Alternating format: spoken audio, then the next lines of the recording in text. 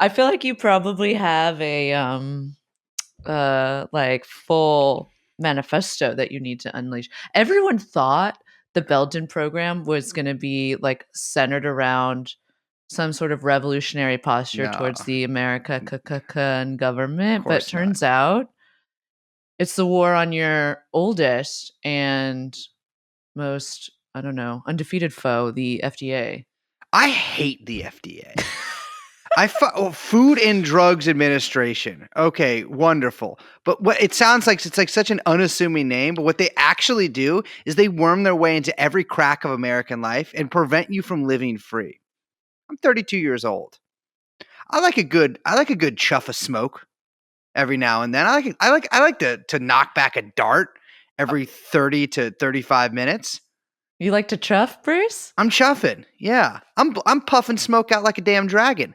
And I wake up this morning, I see that, you know how I woke up this morning too, Liz? Easily? Thunder. Oh. Thunder at 6 a.m. Was there lightning? There was indeed. My room was filled with a white light, and then my bed shook. I'm not joking. Well, thunder means lightning, so. Yes. Well, I got up and I look at my phone and I have a push notification from Smoke Talk. and they're telling me that Joe Brandon's FDA is moving to ban not only Juul pods, or Juul in general, but Juul brand pods, let's be clear. Yes.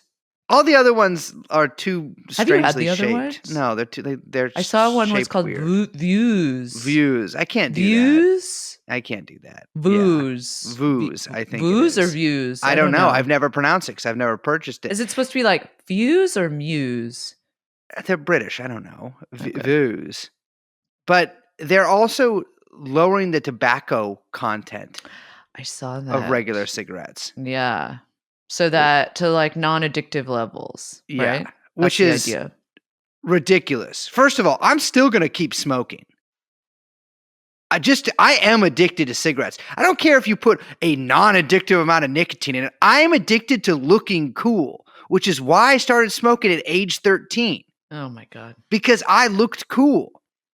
Now granted, I can't walk up stairs without coughing so hard that I vomit. I've been impotent since I could have sex.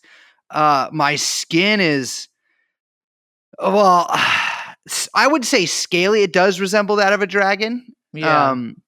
It's like if the insides were on the outside. Yeah. I ooze, like my shit comes out of my pores. They're big. They're like volcanoes, kind of just magma coming out of them. And that's because of cigarettes. And you know what? This is because these fucking pod people are in charge of our government. They don't know what it's like to feel, to breathe. Well, I don't really know what it's like to breathe either, but to go outside, fucking put one of them bad boys in Marb light in your fucking mouth, light up the old fuego, hear a little crackle at the end of that stick, see the little smoke rising off of it, and try to drag, but you start coughing midway through, and then just do it again and again and again and again all day. They don't know what it's like. Yeah, you got to quit smoking.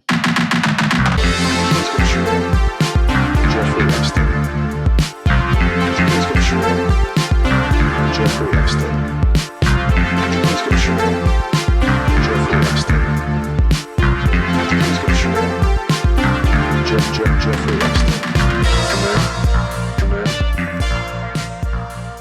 R.I.P. Joe Camel. Let's talk about this. Is bullshit, man. I knew it's a fucking slippery slope. Once they banned a camel just for wearing a leather jacket.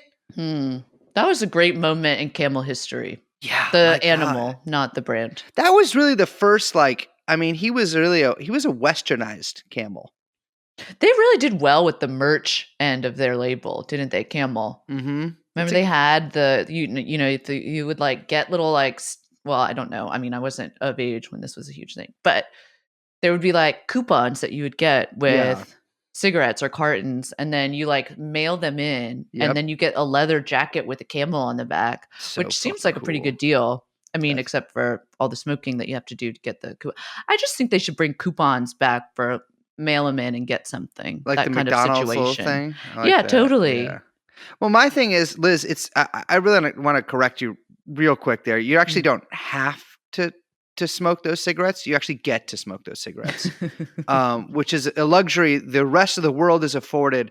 But unfortunately, Americans will not be given that right anymore because they've put us out in the gutters. They've put us out. You can't even light up a stogie in a fucking bar anymore without everyone being like, "Why are you smoking in here?" It's weird that you do that. It's just, yeah.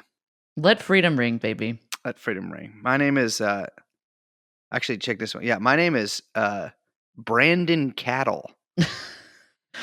That's awful. Did I tell you I saw a Let's Go Brandon flag in real life in the old California? Yeah, that's sick. It was very colorful and I have to say very large. Hello, everyone. My name is Liz. Hi, my name is Yuri K. Weir, and we are joined, of course, by producer Young Chomsky, and the podcast is called TrueAnon. Hello. I'll be real. I am shaken by the news. I know you were very upset. In fact, I mean, you texted it to the group, which was very cute. Quite early too. I'm not joking that there was thunder at like 6 a.m. and it was just staged thunder. Sprung into action when you saw the push notification from, what was it? Smoky Bodybuilder Forum? Or no, it's smokytreats.org. It's a advocacy website that I'm involved with a diverse group of stakeholders. I love to smoke. Okay. They made me quit heroin. They made me quit methamphetamine. They made me quit drinking liquor. I can't get sex because of the way that I look and act. What am I supposed to do? Gambling is people get mad at me for. Oh my God. I smoke. It's okay to smoke. You're going to make me fucking relapse, Brandon. I got a spike in my arm. It's because of you. But yeah, no, I've been up all day because of thunder. And that's why I'm feeling a little froggy. We're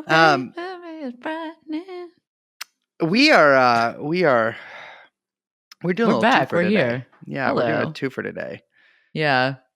We've got some news on one of our favorite condemned prisoners.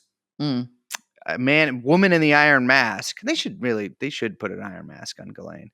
And then we're going to be talking a little bit about one of our favorite things, a new coin that we're shilling. Yeah, finally. We're finally ready. I think this is actually the best time to debut our token, our TrueAnon token. A lot of people think when a market downturns, it's like, oh no, it's going down. What it's actually doing, the part that's not like a big line up, is actually an opening for a door. And you open the door and you walk in to the space. You might smell fear. We smell opportunity. So we are call us Bugs Bunny in a dress because we are taking fully loaded AR-15s with hollow point bullets, and we are hunting Elmer Fudd. Oh my God. And anybody who does not think that they are going to get us rich from buying our coin. But before we get into that, we got to talk about our main bitch, Ghislaine Maxwell. She is finally, it's been months now we've been waiting for this. Since the end of the trial back in January. RIP, some of the best, great time in our podcasting lives, I think. She's finally getting sentenced. Yes, she is. Call her a damn book call her a summer read because she's getting sentenced June 28th. Oh, fuck, dude, that was really good. Really rough. That didn't make sense. No, it definitely made sense. Let us know in the comments if that made sense or not. Actually, just let us know if it made sense. If it didn't, hold your peace, and we'll settle it that way. Yeah. My first question here is, and this is a question that we asked quite a lot during the trial itself, is how is Sarah Kellen still free? It's ridiculous that Ghislaine Maxwell has not only had her trial, is being sentenced, and there seems to be absolutely no movement on arresting somebody who seems like they did very similar, if not almost exactly the same crimes as Ghislaine herself. Yeah. During the trial, everyone was speculating that she had made a deal with the feds that that she was maybe going to testify, all these things. None of that happened. No one had any information saying that she had made any deal with the government. And by all accounts, I don't know. It's all very weird. Very, very mysterious. Well, there is a pre-sentence investigation report that the government has compiled, and they come in and actually recommend some serious time for old Ghislaine Maxwell. And so, basically, the big news here is Ghislaine's team has responded with their own little recommendations and their own little like a folio, I suppose. Yeah, it's not just their recommend or counter recommendations, but it's like, here's our counter recommendations, and here's some people we think you might be interested in hearing from. Yeah. You know what? I'm going to go ahead and say that it's a bit of a tranche. It's a bit of a tranche. Well, it's two documents, but there are quite a lot of different kinds of documents. It's a tranche in the soul of the document. Yeah, it's got the soul of one. So her team is arguing that her sentence should be between 51 and 63 months. That is 4.5 years to 5.25 years. Which is not a lot of time. No. Rather than the currently recommended 24 to 30 years that the pre-sentence investigation report recommends. So this is where we get into some legal trouble. And by legal trouble, I mean I encountered a legal problem that I don't know the answer to. Oh, interesting. Okay. So her team is saying that the reason they're recommending such a drastically shorter amount of time than the government is because of some legal business involving the sentencing guidelines from 2003 being different than the sentencing guidelines from 2004 and afterwards. And because they're arguing that the crimes were committed prior to the new sentencing guidelines. See, that doesn't make any sense to me. Yeah, I don't know. I mean, I have no idea. That's the thing. I was like, I tried to look it up and I was like, you know what? It's not really germane because I bet that they are not going to get what they're asking for. Yeah, I mean, I guess you kind of got to shoot for the moon. Mm-hmm. Or wait, shoot for the stars, hit the moon, whatever. Isn't that a thing? Is anyway, that a phrase? But it just seems like it makes no sense. Like, oh, when she committed her crime, the sentence was this, so therefore you have to stick to that. It's like, but that doesn't make any sense because she was found guilty this year. Exactly. And so, yeah, I have no idea the actual legality of that argument. Judging from, using a little bit of history here, judging from Ghislaine's team's just a sort of resounding lack of success in any sort of almost all of their legal maneuverings during and before and after the trial. Yes. Famously. I have a feeling that the pre-sentence investigation report is going to be upheld by the government. Mm. So Ghislaine's team actually submits an accompanying document sort of laying out the case in a lot less legal language, really kind of laying the blame on Epstein, obviously talking in sort of this very similar language to the way they've talked before, just like, she is being tried for a man's crimes, like Epstein died because the DOJ and the BOP, the Bureau of Prisons, were not able to actually take his case home.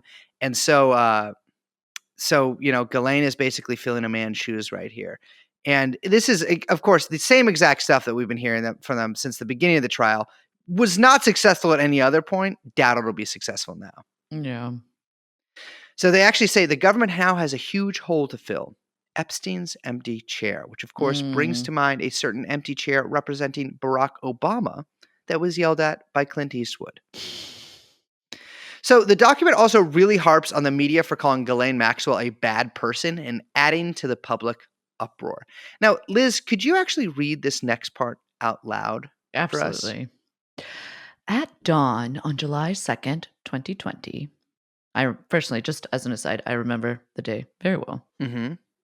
A team of more than a dozen FBI agents arrested Ms. Maxwell at the New Hampshire home where she had taken refuge after Epstein's death to escape the upsurge of highly intrusive media coverage that had engulfed her and her family. She had relocated alone, separating from her family to safeguard her husband and 2 young stepchildren and to secure the personal safety of her family and herself. At that time, Miss Maxwell was the target of numerous death threats and threats of violence and was being hunted by the press. One media outlet even offered a $10,000 bounty for information on her whereabouts. Tragically, this experience was not new for Miss Maxwell. Decades earlier, when Miss Maxwell was just a child and her father was a member of parliament, UK authorities found a hit list of potential kidnapping / assassination targets in a safe house used by the Irish Republican Army. Miss Maxwell's name was first on the list. Okay, wait, hold up. What? Yeah. This is entirely new information.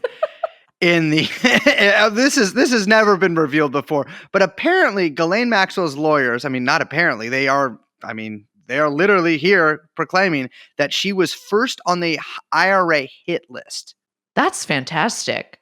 Yeah. Well, is it fantastic? Because they didn't really do it. Yeah, but if anyone had any qualms about what side to be on there. Yeah. Well, I know, and it would. They of course did kill Lord Mountbatten, or Mountbatten, however the fuck you pronounce his name, but he, of course, himself a very famous and very well connected pedophile, and so it wouldn't be too out of their modus operandi to also perhaps have assassinated Mademoiselle Ghislaine Maxwell. I really wish a pre-pedo assassination. Yes, yeah, exactly. Precog. Yeah. They knew that it was coming. Yeah. So the document also mentions how difficult it was for her in her pre-trial detention and during the trial. Now, this is something we've heard over and over again. She's being kept by herself. Oh, her eye she has to do her own makeup, and she's like under threat and all these kind of things. But we do hear for the first time that she is the subject of another, more recent and possibly non-Irish credible death threat from a fellow inmate. Liz, will you do the honors here? Just recently, Miss Maxwell was the target of a credible death threat from a fellow inmate.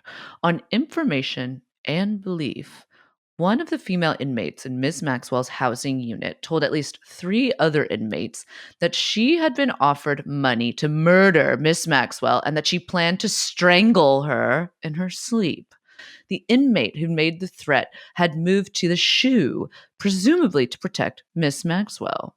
This incident reflects the brutal reality that there are numerous prison inmates who would not hesitate to kill Miss Maxwell, whether for money, fame, or simple, quote, street cred. Ms. Maxwell has effectively traded the stress of flashlight checks every 15 minutes in the middle of the night while in isolation for the equivalent stress of having to sleep with one eye open for as long as she is housed with other inmates. Ms. Maxwell will have to live with this threat every day that she is housed in the MDC and every day that she is incarcerated in the prison where she is designated. Okay, so there's a kind of a few things to unpack here. And so let's get this knapsack out and start examining some privileges here. Maxwell has been bitching since day one that she was basically under protective custody, essentially under kind of an unofficial suicide watch where she was woken up, or not even woken up necessarily, but they shined a flashlight in on her and checked on her in the middle of the night. Every 15 minutes. Yeah. And the isolation that she experienced was a big talking point from her lawyers during much of the pretrial process and of course during the trial. Her family too. They were running, screaming to the press about it. Now that she's in Gen Pop, or as you on the outside call it, general population, and is housed with other inmates, she's like, this is simply too dangerous for me. She wants it both ways. I do think the idea that someone would kill Ghislaine Maxwell for street cred is very funny. Yes. But I mean, obviously, notoriously, pedophiles don't do very well in prison. Yes. Although, do you think that stands for lady pedophiles, which is one, rare bird, two, I just feel like the dynamics of lady prison and what kind of hits that get done in that situation and the kind of hierarchies and power struggles are a bit different. Yeah, I can imagine too. Obviously I am much less familiar with the dynamics of women's jails than I am with men's jails, which I'm by no means an expert on. I do find it interesting that she says she was offered money to kill Ghislaine Maxwell. Because, Absolutely. I mean, granted, you got to keep in mind that this is from Ghislaine Maxwell's lawyers, right? And so whether this is exaggerated or fabricated entirely, who knows? But if we're taking this at face value, who's offering her money? Well, and how much? Mm-hmm. Yeah, because I mean, you could just write to like random women at the fucking the MDC and be like, "Give you $75 to take this lady out." Yeah, I mean, here we go. TrueAnon social experiment. You should go down there every weekend. See how much you could get someone to take it for. Okay. Are you doing a bounty, Liz? No bounty, nothing official. I'm just saying, it's a little, we're Just running a little experiment, little social experiment. Okay. Well, we want Ghislaine Maxwell alive. Yeah, absolutely. We don't want anyone to take you up on it. Yeah. We just want to see if they would it's do like it. kind of trying to get a sense of the market.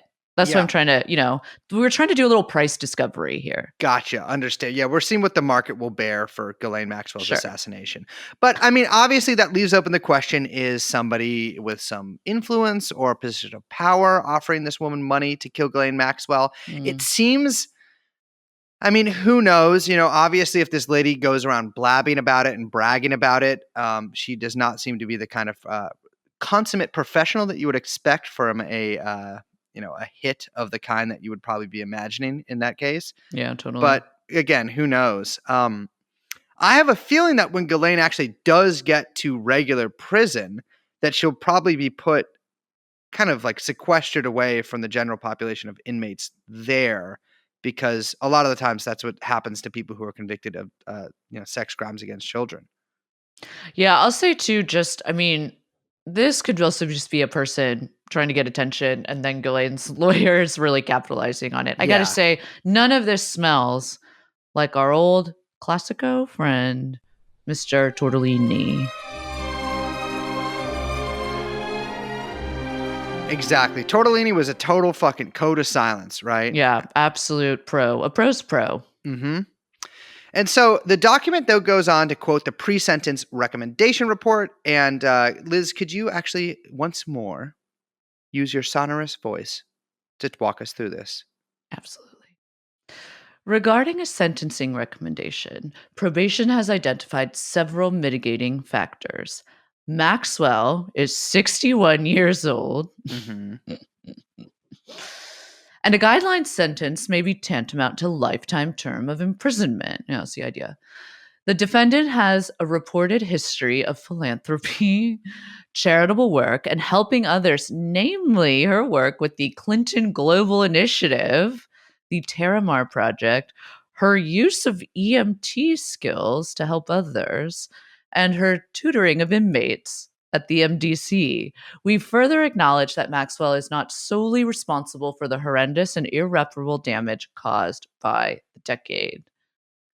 Interesting. So I really would like to know who's being tutored by Ghislaine and what in would be fantastic. She's apparently, so she says, tutoring inmates for their GEDs, which is, if you're listen, if this is like 6 months from now and you're out of jail and Ghislaine Maxwell tutored you through your GED, please hit the DMs right into the podcast. Yeah, absolutely. Great Clinton Global Initiative front and center there. And that is from the government, by the way. And so there's also an attempted biography of Ghislaine. It's notable just how much of it, I mean, really the vast majority of it, even beyond her early years, really revolves around abuse by Robert Maxwell. I mean, they talk about him smashing really her hand with a hammer for tacking up a poster of a pony on her wall, which made me feel really bad for her, and which, I mean, I could absolutely see happening before I realized, like, oh, well, that's of course what they're trying to do, is they're trying to sort of elicit that kind of like pitiful emotion from you. And they talk about his horrible family meals, which we've discussed on the podcast, where he sort of berates the children. And it also describes how her father died in, quote, suspicious circumstances and the shattering of the family after that.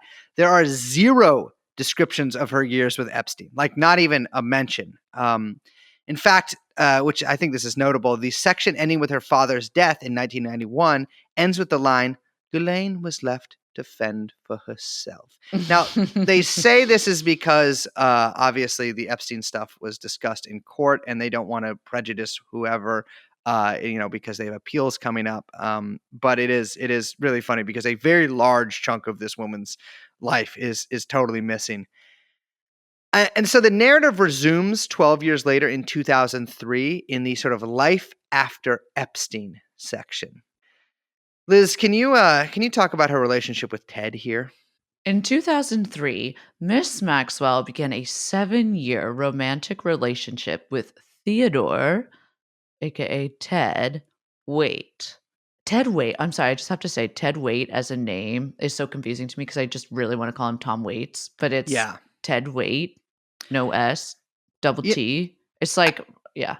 I got to be honest too, even though he is pretty much everything I despise. Sure. A billionaire, founded a technology company, was really planning on being married to Ghislaine Maxwell. I still find him less annoying than Tom Waits. Okay, sorry. Ted Waite, a 7-year romantic relationship, and developed a strong and loving bond with his 4 children. Oop, okay, siren alert. Wee wee. Ranging in age from 6 to 12. Her relationship with Waite was on track for marriage, yikes, and gave her what she had always hoped for and wanted most, the opportunity for a loving, stable family life and the chance to become a stepmother to Waite's children. But her hopes were destroyed, as was so much of her life, by her previous association with Epstein. Well, reaping sowing. Exactly. A Miami lawyer named Scott W. Rothstein, okay, Esquire, we don't have to put his last name. You could just say a Miami lawyer named Scott. Attempted to blackmail Waite to keep Ms. Maxwell's name out of civil lawsuits related to Epstein that his law firm was planning to file. Interesting. Ms. Maxwell's relationship with Waite could not survive the blackmail threats, and it ended soon afterwards. So, couple things there. Number 1, 7 years is a long time with no rock on the finger. Yeah, woof. Especially at that advanced age. That's tough. He's dating you for 7 years, at like year 5, like, hey, maybe we should get married. Yeah. At some point. The blackmail part is been hinted at before and sort of talked around. Nobody knows the details of this. I mean, obviously most of this comes from Ghislaine's team, but Rothstein actually was convicted of a $1.2 billion Ponzi scheme a few years later. So not a great guy. Oh my God. I got to say, 7 years, no ring, and your relationship doesn't survive blackmail threats from a guy who's convicted of a Ponzi scheme, not on solid ground. Yeah, I mean, I've been in a 2-month relationship that survived us doing a hit and run and stuff. It's all good. Oh my God, that's not true. You don't know what we hit or what we ran from. But I mean, she certainly was with him for 7 years because they attended Chelsea Clinton's 2010 wedding together and later took a yacht trip with her. Yeah. Which is, by the way, any listeners out there, bounty. Here's a bounty. If you get anywhere with the ability to ask Chelsea Clinton a question, please ask her about her yacht trip with Ghislaine Maxwell. Because as far as I know, nobody's ever put the question to her.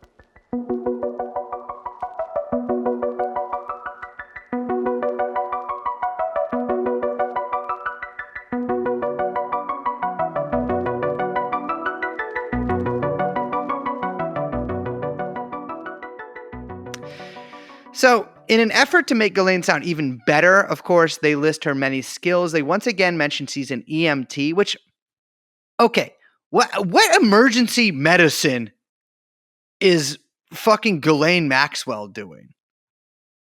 It boggles the mind. She's also a submersible, aka submarine pilot, and they call her a banker, which is, okay, again, I get what you're doing there. Submersible? Yeah. Is that a UK term? It's fucking Harry Potter ass sounding name for submarine driver, I'm sure that submarine, to actually call something a submarine, it's got some specific whatever. Is it You like know, the it's- Xerox of submersibles? well, you know how like a ship and a boat are different because of size? You know? No, I didn't know that actually. Let me just say that's why they call me Dingy. But yeah, so it could be well, they are different. I mean, that's like that. Anyways, I can explain to you after the show, but the ships and boats are two different things, Is basically a due to ship a the type length. of boat or is a boat a type of ship? You know what? I don't really know how to answer technical questions like that. They're both a type of vessel. How about that? Interesting. Okay. I Mhm. like how you got around that.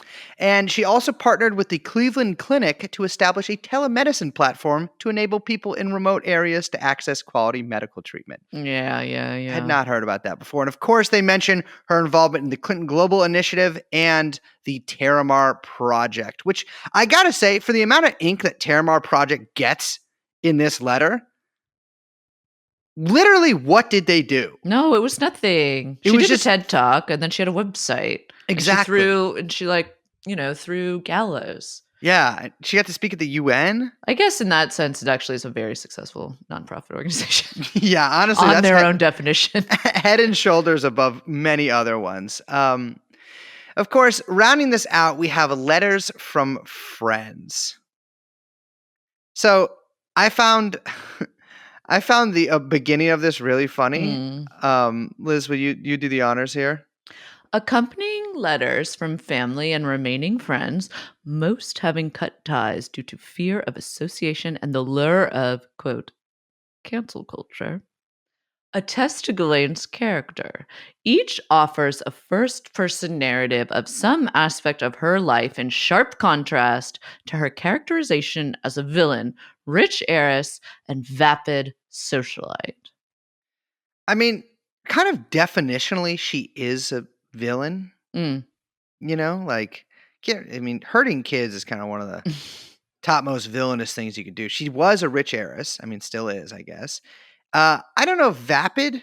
I don't know if she's Vapid. You know, I haven't spoken to her.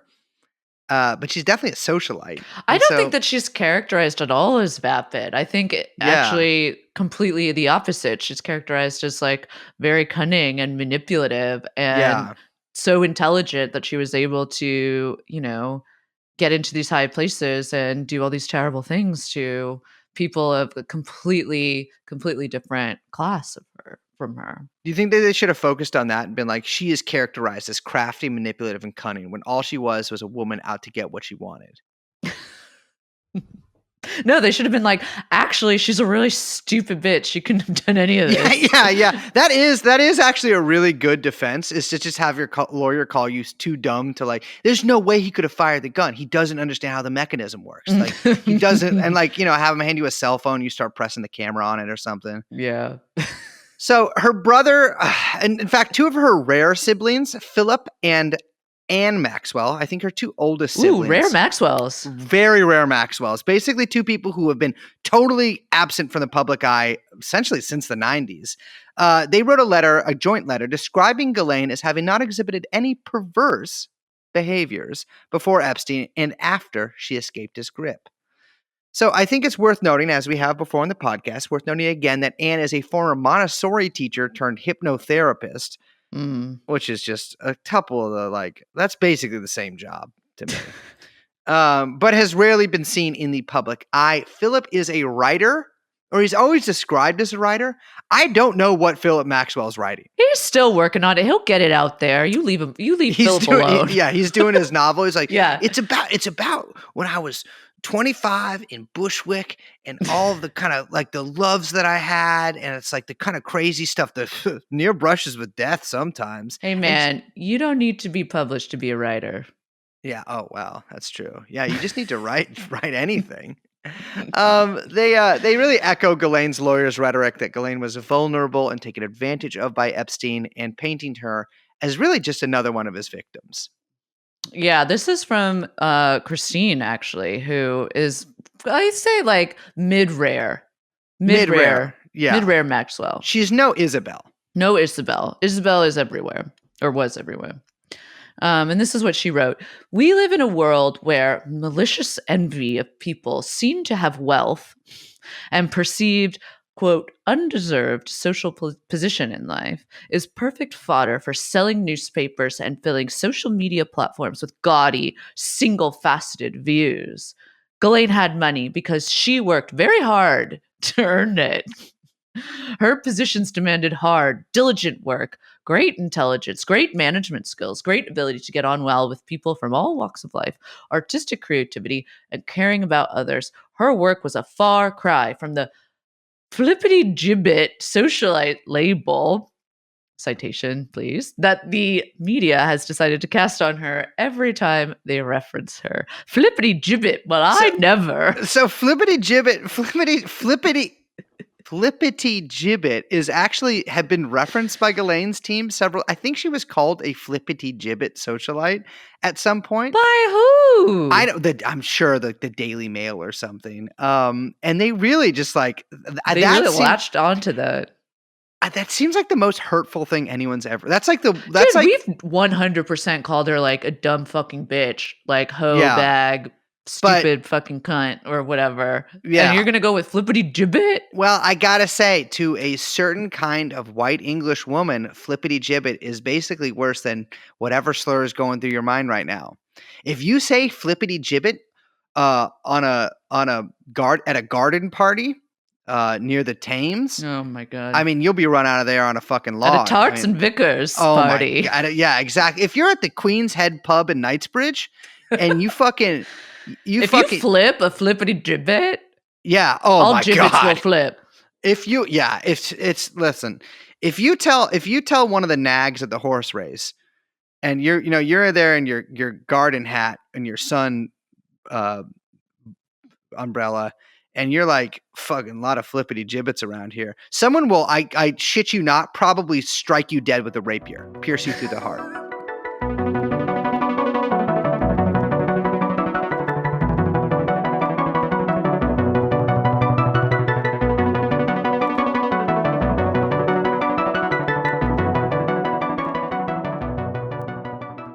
So various other friends write in, including a psychologist who's living in, I think Santa Cruz.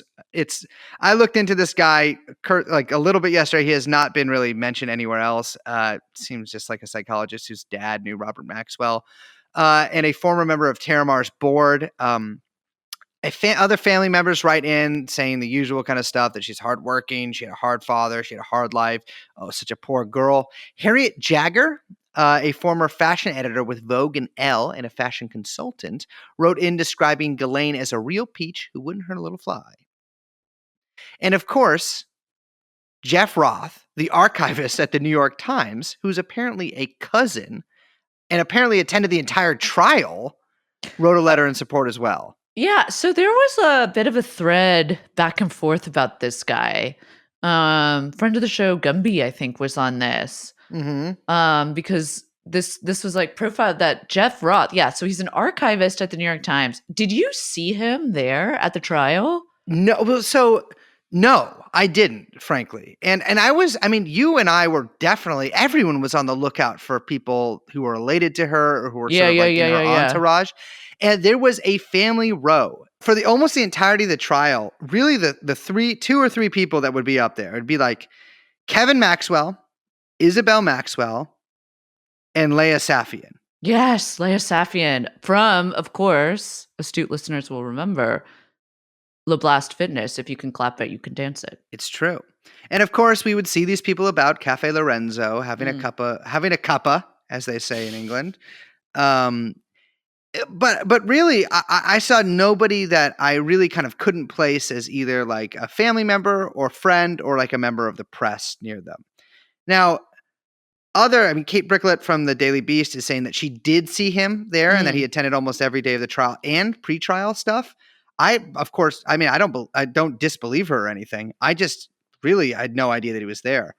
And his name, I gotta say, we talked with people every day of the trial. Never came up a single time. Yeah.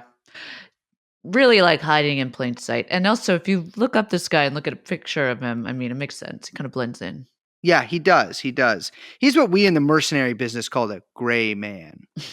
And of course, he's working at the Gray Lady and the as an Not a archivist. coincidence. And he's not exactly an unknown quantity there too. I think he's actually not a big deal at the paper necessarily, but there's been some a lot written about him. I believe he was featured in a documentary about the New York Times, and it's interesting that he gave a shit enough not only to attend, took a leave of absence for the trial, but to actually put his name in print and really stake his reputation on this stuff. So to wrap this up, sentencing recommendation, of course, the defense is recommending, considerably less time than the government is. They're saying that she's not a danger to the community, and a sentence of a short while would be sufficient to deter her. I'm not taking that over again, from committing crimes in the future. They also do make the point, which is not a bad point, that Weinstein received a 23-year sentence, which is actually lower than the lower end of the recommended sentence for Ghislaine Maxwell. But I also don't care. Yeah. I mean, I wish I could go back in time and see that little family, and Jeff Roth too, back in Cafe Lorenzo, which I dearly miss. Of course. And I'd call them all Flibbertigibbets to their face.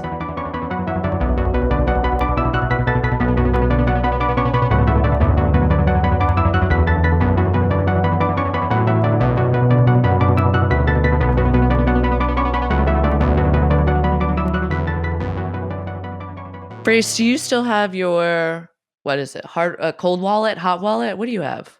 I got every kind of wallet you want, baby. Do we have to talk about this? Because there's a lot of balls in the air at this point. I do have keys to wallets, 2 hot wallets to cold wallets to medium, just like kind of warm wallets. Room temperature wallets. I got Sub-Zero wallets and I got Searing wallets. Unfortunately, none of those wallets have anything that's worth any money in. Yeah, they certainly don't anymore, because in case, hopefully our listeners haven't experienced any of this, but pretty much all and everything in crypto is crashing, and has been on the downturn for quite some time. I think it was just a couple days ago, June 18th, there was like a real sudden collapse in Bitcoin. Mm-hmm. It fell like $1,000 in about 10 minutes.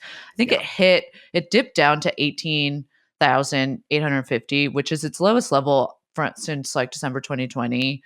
I think it went back up to like 18,679. So it fell about 9% in 24 hours. Which actually, when you pull back, it's had about a 65% drop in value since the last fall. Really bad year. So this would cap off about a week and a half, I'd say 2 weeks, of what we could call panic selling in the entire crypto zone. I mean, I will give Bitcoin credit for this. For a currency that is, what it is, being over 18 seems like it would be a real struggle for it. And I'm actually really proud of the progress that it's made. It's like, the thing is that it's funny because we did that crypto episode with Jacob, like kind of right around all of this started collapsing. It's been like all of crypto has basically been melting down since, I don't know when we recorded that episode, but it's like mid-April, I think. So like a month or two. There's, like we said, Bitcoin, it's down like 45% on the year. It now costs more to mine Bitcoin than to buy it, which feels like a big ruh-roh. And the whole crypto market has been just annihilated. It's fallen below its $1 trillion market cap, which that sounds like, what does that mean? But it like literally like last November, this whole thing was allegedly worth $3 trillion. That's how much has been wiped out in basically like 6 months. When was the Super Bowl? January. Was it February or January this year? I can't remember. But it's always the end of January, second week of February. Do you remember that was basically every ad for the Super Bowl was just like, buy crypto? Oh, it was February 13th. Invest in crypto, crypto. Yeah. Remember, it was like Tom Brady, Steph Curry, LeBron, every single person with fame and fortune, shilling, a bunch of crap to get like normal people to lose all their money.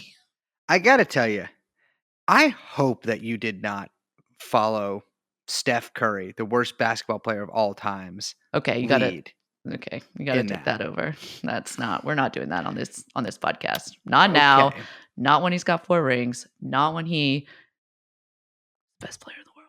Okay. Well, he owes some of his fans, like me, who was a fan, who put in quite a lot of money from me and Liz's joint account into crypto because things have taken a significant downturn even since February. Yeah, I think that there are some questions about how all this got started, and it's a little unclear. There was, I mean, we talked about this, I think privately, not on the episode. Whoops, sorry about that. But there was what kind of seemed to kick all of this off was a huge downswing in the old NFT market. Oh, yeah. Which no one could see coming out of nowhere. I think that surprised everyone. And then about a month ago, there was this spectacular implosion of the entire Terraform ecosystem, which includes its token Luna, maybe some people heard of, and one of the associated stablecoins, which was actually at the time one of the largest stablecoins, UST. And it seems to be like that seems to be the locus of maybe like where some of this contagion began to spread out of. Yeah, I think the Luna thing, I mean, that was pretty big, like regular news. Like it sort of escaped the crypto sphere because that was just such a spectacular, like, implosion that sort of seemed like maybe, obviously the founder, Do Kwon, knew a thing or two about, and it just seemed like massive financial fraud. And that I think kind of got a lot of people thinking, like, this is maybe a riskier space than even I had sort of like guessed at. Yeah, and that was one of the first, not the first, but one of the biggest instances of major stablecoin, which again, stable means stable, coin means coin in crypto language, depegging from $1, right? Which and for a significant amount of time in crypto time. So it was like for a day, it was bouncing, down, up and down off the dollar. And a lot of people could not understand why this was happening because again, stable means stable and coin means coin. Now there is just recently the Celsius, which is a crypto lending platform, a pretty major platform. They announced that they were pausing withdrawals, basically freezing a bunch of customer wallets and not letting anyone take out their coins, which I want to put big quotation marks around there because I think to being precise about who owns what in the crypto sphere, even when you're using these platforms, is a little bit tricky unless you want to really comb through those user agreements. Well, I mean, I think that's the thing with Celsius, though, because it's not your coins. That when you quote, like, I mean, Celsius' whole thing was like, they're the unbank. But like when you put your money in Celsius, or you put your coin in Celsius, it's supposed to earn interest and pretty crazy rates, like much, much better than regular banks. But what you're actually doing is, of course, allowing them to just loan out your crypto. So what you're actually doing, according to their own terms, because they're not a bank, is you're actually just literally loaning Celsius all of your crypto. Yeah, and then you're not getting it back. You're not getting it back.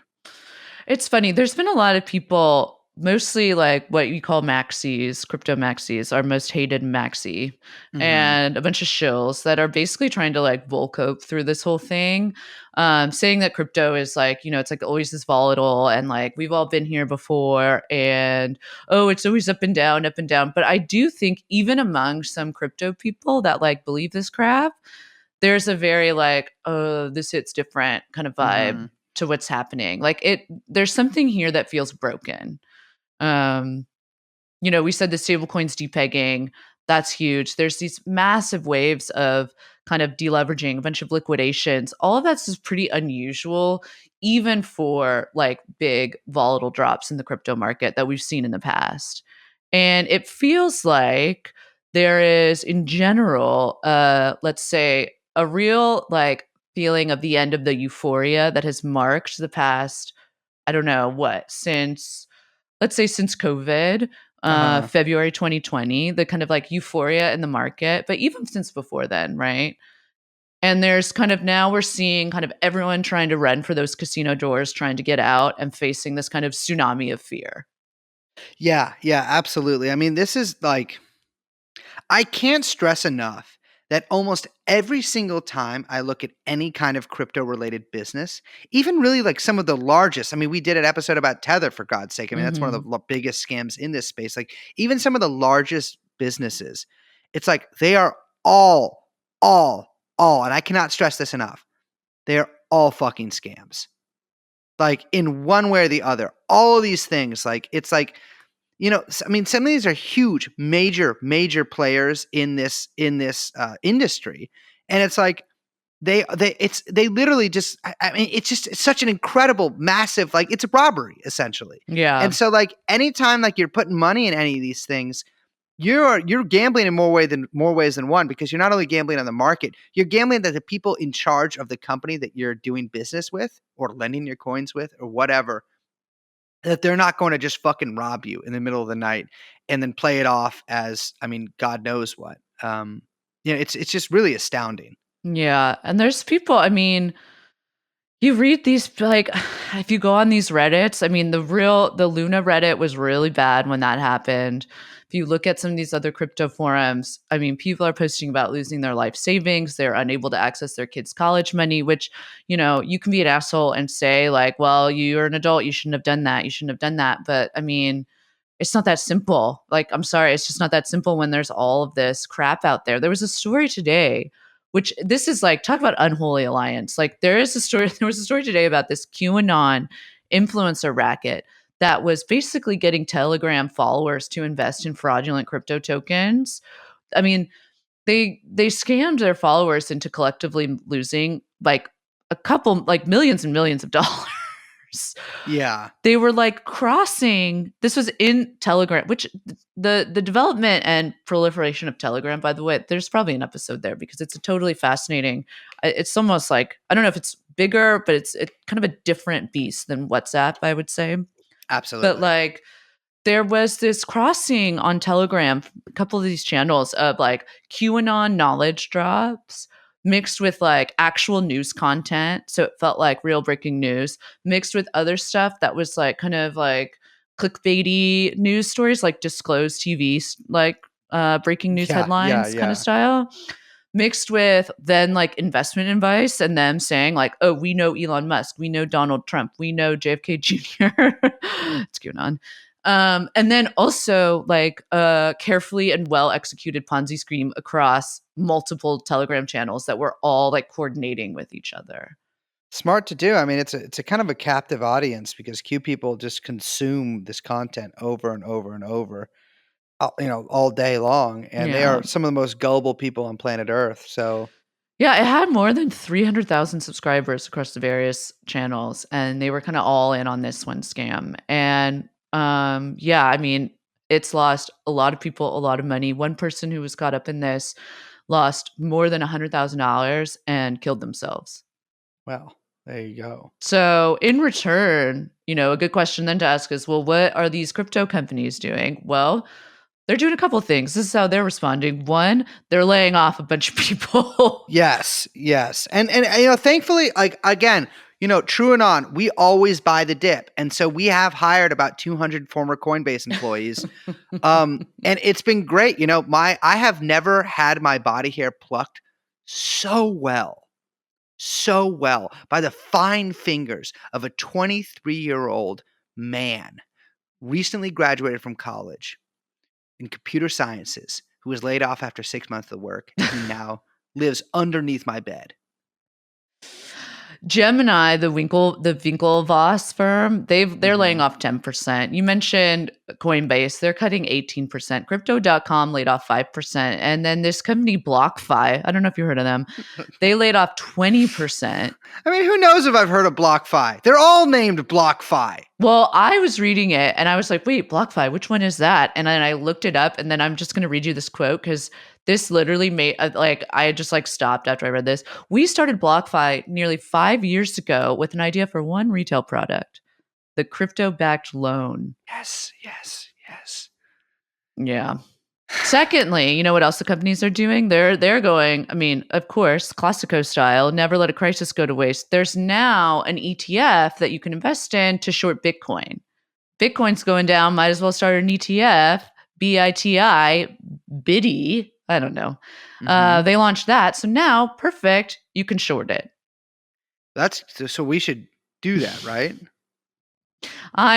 There's no investment advice in this podcast. But there is some investment advice in this podcast, which is Liz. So you're saying we should short Bitcoin? And then finally, in the last kind of move, the counter move that more nimble companies are taking in, the wake of this carnage, that they're just choosing to run away. Okay, that's a classic strategy that works in most areas of life. Yeah, this is the story of 3AC, Three Arrows Capital. I don't know if you've heard of them. They're very I would say highly influential were a multi-billion-dollar hedge fund. They focused on crypto. Their co-founders, Zhu Su and Kyle Davies, they've just now gone missing. Well, to be clear, they're just not necessarily gone missing as in they've been kidnapped and killed. No, but not in a romantic way. Yeah. Loser babies, bye-bye loser babies, ran away. So what happened with them? Well, so it looks like their firm, which they got a lot of press for basically making these real big bets that pay off real crazy. And don't say that like that, okay? That's an absolutely viable strategy to make money. That is what betting is. Yeah. Well, they were basically leveraged out everywhere, which makes sense because they were famous, like I said, for pulling these insane returns, like the kind of returns that you can only make when you're making insane bets by leveraging up insane amounts to achieve insane returns. And it's true. All that is well and good. I mean, no, it's not. But okay, argument's sake. Until one little bet goes south and then you get margin called. Oh, you don't want that. They made a whole movie about that. You don't want that to happen to you. Well, it looks like that's what happened to our buddies at 3AC. And it's funny because usually when a margin call happens in the real world, not crypto world, it goes like this. The bank calls you and it's like, bring, bring, bring, bring. Hello? Hey, I'm the bank and you borrowed money from me to buy some stock, but that stock went down in price. And so now I need you to post a little bit more collateral or I'm going to sell the stock from under you to pay off the loan. Okay, I think you have the wrong number. Yeah, okay, but most people in real life, they just post more collateral to keep the stock, right? Because they want to continue on with their bet that it will eventually go up in price. But this is not how it works in CryptoLand, which is a fun little thing about crypto. Because remember how everyone is like, it's so great, it's decentralized. We've got all those smart contracts. It's all controlled by robots, which means freedom for everyone, right? Mm-hmm. It's not like that. So in crypto, when you borrow to buy some crypto, right, which is leverage, you borrow a stable coin to do so. If you get margin called, meaning that the value of the token that you're betting on goes down, and this is crypto world, you don't actually have a broker that calls you up to be like, bring, hey, we need you to post more collateral, blah, blah, blah, what we just went through, because all of this is done by algorithm robots, right? And so rather than getting a call and talking to a real person, there's just a set price that triggers a robot to simply start selling the underlying asset at the price that's set to pay off the loan automatically. Does that make sense? It does, but I don't know, why would you do that? Well, this was the whole promise of freedom from, I don't know what, social ties? I don't really understand. Look, I don't buy into the whole thing. But this is basically screwed a lot of people.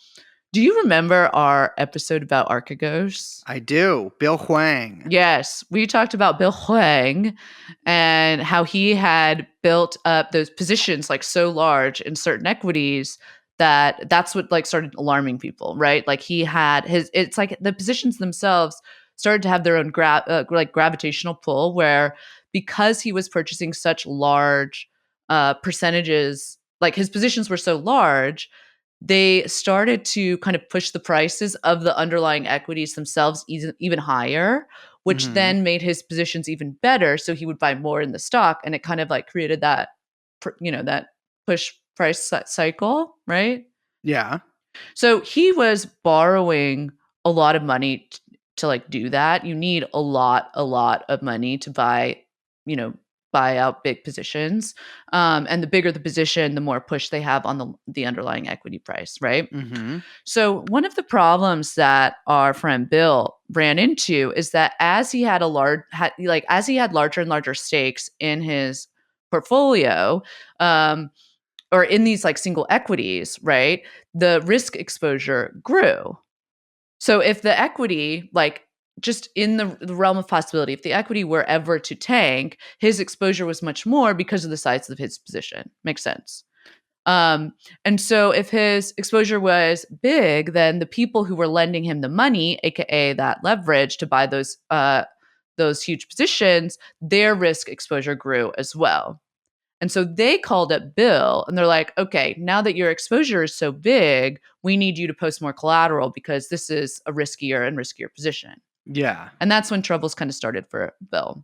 So if we jump back into CryptoLand, like the Huangs of the crypto world are called whales. And if you imagine like a whale is borrowing mass amounts of stable coins to then take a large position in a token. If that token falls, again, that's the underlying asset, then the robo algorithm will start liquidating the whale position regardless of whether or not the whale wants to pony up more leverage or not. That's how the smart contract works. It just starts. It just goes. It's triggered. So what happens then if a whale position, like a massive position, gets liquidated? That market then gets flooded, which overwhelms liquidity, which pushes the prices down further, which pushes them possibly down close to zero. So what you get is when these whales have to liquidate, or when they get their shit called, and they got to they basically flood the market with coins. That can essentially set off a trade reaction, a chain reaction, but also a trade reaction, in some ways. And so like big firms falling actually has this big ripple effect on everybody else. Yeah, absolutely. So if we take it back to 3AC, it seems like this is what happened with them, right? And it's not exactly clear how much money 3AC was playing around with. There's the FT quotes someone close to the fund. They were estimating between $4 billion and $10 billion, which that's like quite a range of money. But that like range is indicative of how little people know about how much money is really getting thrown around in here in crypto world. And I mean, one of their big bets was Luna. And that's the token that was part of the Terraform ecosystem that went to zero or close to zero, whatever, basically zero, when UST imploded back in May. And so they should have listened to the Belden rule of crypto, which is never invest in anything or always invest in everything that has a name that has to do with the moon. Yeah. That is a good rule. It is a good rule. It's literally never failed. Basically, I mean, now no one has been able to get in contact with these guys, including some of their business partners, one of whom wrote a really incredible thread on Twitter about it. For his part, Zhu Su, he tweeted out this. This is the only thing anyone has heard from either of these guys. We are in the process of communicating with relevant parties and fully committed to working this out, which that sounds great. You always want that to be your last communication. I love to hear we're working this out. Yeah. But it's a wild time, everything. It's not just crypto. It kind of feels like everything right now is kind of breaking. Yes. I mean, my God, everything's so expensive. Everything is so expensive. It's insane. Stocks are breaking. Bonds are breaking. Crypto's breaking. Housing's tanking. Consumer confidence is tanking. Inflation is up. Gas is up. Weird shit going on at BOJ. Terrible, possibly catastrophic stuff going on at the ECB. I mean, it just like the list goes on. And it seems like summer's gonna. We were talking about this the other day. This summer is gonna be pretty interesting. Maybe some rough waters Mm-hmm. I gotta be honest with you. I regret purchasing Gravedigger. Now, I know I told you I was making a lifestyle change and I was going to be the great guy who drives Gravedigger from now on. I bought it, was really excited. $7 a gallon now. Oh my God. Brandon's helping it. Brandon's not doing shit to help. Defense Production Act, we could have used that 6 months ago. I've missed 3 rallies because of that. It's ridiculous. No, but it is crazy. I mean, everything costs a lot of money and it's going to just keep getting worse, it looks like. Yeah, it's interesting. You know, the papers, they kind of go back and forth for a second because kind of based on if the market like jumps back up, comes down, and they say whether or not we're in a bear market. I think everyone has pretty much decided that this is a bear market, regardless of the precise definitions. I was looking into stuff. I was seeing kind of how long in the past, what they call bear markets, have lasted. And since 1950, the average length of a bear market, which means that, by the way, that's to hit the bottom before it starts rallying back up. So the bottom. But the average length has been 11 months, with the median being about 7.2 months. So, and that includes like kind of, again, average about a 24 to 30% drop in the S&P to hit the bottom. A full recovery obviously would take much longer. So if we're thinking that it's just starting now, boy, we've got quite a ride out there for the next, who knows, between 8 and 10 months at least. Basically until the end of Brandon's life. And it's not just in stock markets, like we said, the central banks, like across the globe, they can't seem to get a handle on this stuff either. I mentioned the ECB. They held an emergency meeting. There's like a brewing sovereign debt crisis that's like within Spain, Greece, Italy. These are like heavily indebted countries. That's particularly worrisome. The ECB doesn't seem to really know what to do. And in the US, I mean, look, the Fed just announced they'd be raising their rates 75 base points. They also know, I mean, they let everyone know that more interest rates hikes are coming. To kind of like just, whatever, summarize the central bank rates. For those who don't know, the federal fund rate, that sets the floor for interest rates for banks, corporations, households. And then those like interest rates get raised in kind of based on the rise or the fall in the federal fund rate.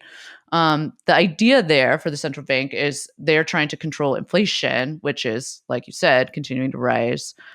And that's also aiding the market taking, right? Because higher rates make fixed assets more attractive because you get better yields on safer bets. So people move out of the market. You get a lot of, people are deleveraging, trying to get out of all these risky inflated assets. And so you have this kind of wave of mass deleveraging and unwinding of positions happening. And then on top of it, kind of rising inflation. And there's really only so much the central bank can do to attack it.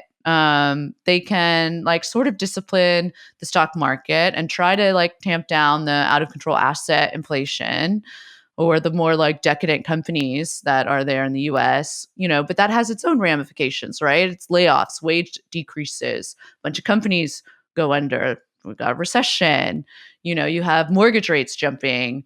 And it's so there's all these kind of trade-offs, and none of it really looks good. No. And I think that the general kind of vibe, I guess, I'm getting from the government and from the Fed is that workers have had it too good for too long. Yeah, absolutely. Which makes no sense because wages still, even with that bump post-COVID that everyone loved to talk about, they still have not kept up with inflation. Of course like not. Historically are not in line with inflation. And now jobless claims are starting to rise, right?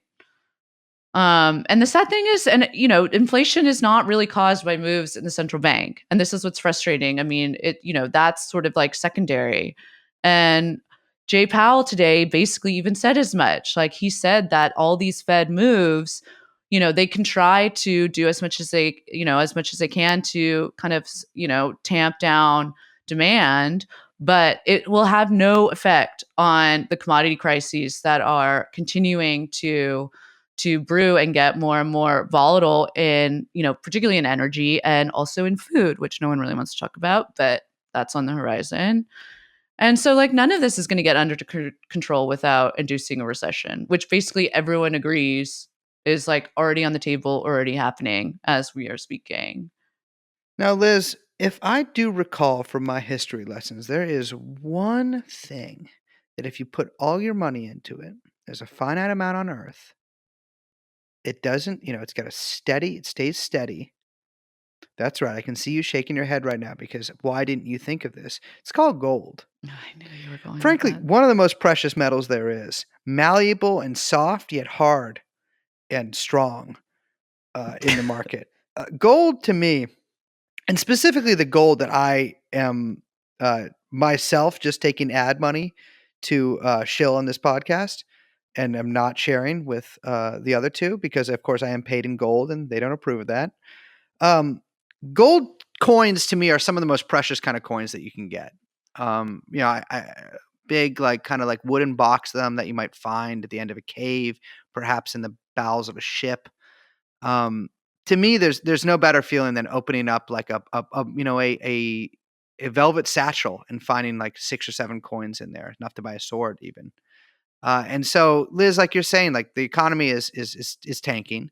Things are getting worse in basically every conceivable way. But only one thing is getting more and more beautiful as each day passes. That's right. That's gold.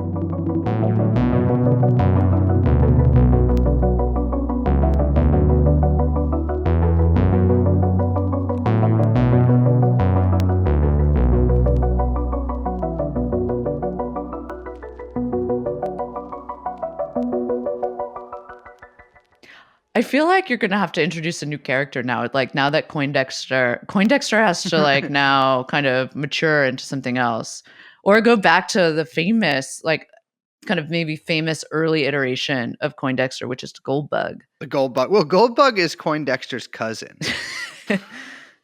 And they don't always get along. I mean, they both after the same thing, which is a villa somewhere in Central America, but Goldbug is I'll get him on the horn soon enough. But Goldbug is, I think he's coming back in a big way. I have gold fever. I've had basically, I mean, I don't really like to talk about stuff like this on the show sometimes, but like, I had a bunch of family members die from gold fever. Oh my God. In my life. Like it hurt. Like it fucks me up to talk about, but that only makes me more just like focused. Like I'm in the hills. I'm in gold country. I'm mining. I'm in the river. I got the pan. I feel like we are going to actually, like, I feel like we will see the rise of the Goldbug character again. Like, I feel it coming, like, in the same way that the, like, I don't know. The coin guys. The, like, return trad types will just end up ushering in some kind of, like, variation on the Ron Paul revolution or whatever with, I don't know, who cares, DeSantis or whoever it is. It's going to, like, we're going to get a kind of, like, Goldbug, like, community driven thing that'll somehow be even weirder and stupider than its earliest iterations. Well, I'm looking it up now on my Android, and it seems like Coindexter's Goldbug cousin is actually now he writes Substacks about how hot the Queen of England is under the name of Genshis Goldbug. I mean, this is incredible stuff here. I got to look into this, but I got to tell you, it makes sense that Goldbug likes the Queen because, of course, what's the crown made out of? Oh my God. Gold. So as they ban Juuls, gold is back. And that... You just start smoking gold. Dude, I would if I could. I've told you about my idea for non-alcoholic Goldschlager. No. Just water with gold in it. That was like a thing. Remember when like gold on food was a thing that people were like, this rocks. It's like a Business Insider video, like 2-minute video of like, oh, they poured gold on a fucking, like a burger that's way too much cheese. Mm. I've never been interested in that. I don't want to eat gold. I want to be surrounded in a palace made of gold. Sure. So call me back when that's happening. Yeah. Until then, I'm Liz. My name is Mo Pussy. And our producer's name, Young China. Yes. Well, I have here a list of names in front of me. that I had written down at the Roost a couple of months ago that I just found in a bag. And so That's one of the ones you wrote. You thought that was so good you had to write that down? there's some I can't say on here. But yeah, I thought Mo Pussy was really good. Dan D. Vowercum. That's not good. Gabe Aby. What? Gabe Oh. Aby. The Vietnamese one, Fuck Woman. Oh, I don't like that one. And of course, Robin Oldman. That's So- sad. Yeah, well, there's some other much sadder ones on there, but unfortunately, I don't think that people would appreciate them. So let us sign off as the podcast TrueAnon. We'll see you next time. Bye-bye. Jeffrey Epstein. Jeffrey Epstein. Jeffrey Epstein.